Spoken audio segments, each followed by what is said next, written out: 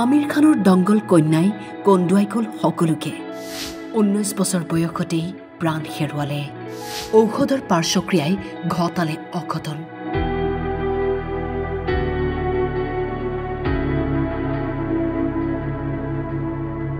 দংগল সিনেমাত আমিৰ খানৰ কন্যাৰ চৰিত্ৰত দেখা গৈছিল সুহানী ভটনাগৰক নিশ্চয় আপোনাৰো মনত পৰিছে সেই চৰিত্ৰটো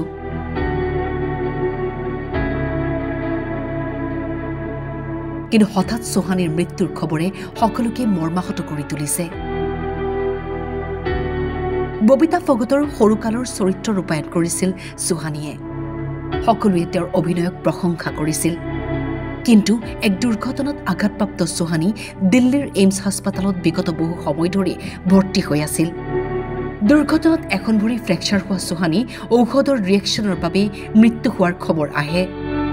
ঔষধৰ পাৰ্শ্বক্ৰিয়াত সৰ্বশৰীৰত পানী জমা হোৱাৰ বাবে সুহানীয়ে প্ৰাণ হেৰুৱাবলগীয়া হ'ল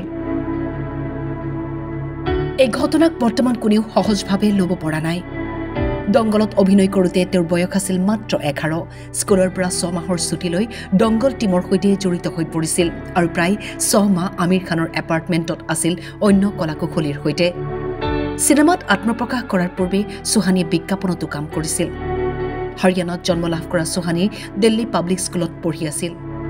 মৃত্যুৰ সময়ত বয়স আছিল মাত্ৰ 19 আৰু এক দুৰ্ঘটনাত পতিত হৈ এনেদৰে শিল্পীগৰাকীয়ে কৰুণ মৃত্যুক সাৱটি ল'লে নিউজ ডেস্ক টাইম 8